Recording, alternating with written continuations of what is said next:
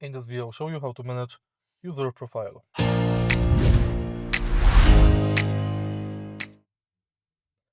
In the beginning, MG allows you to connect your car with the smartphone dedicated app, thanks to which you can create your own user profile and you can set up your user settings that will be kept after resetting the car.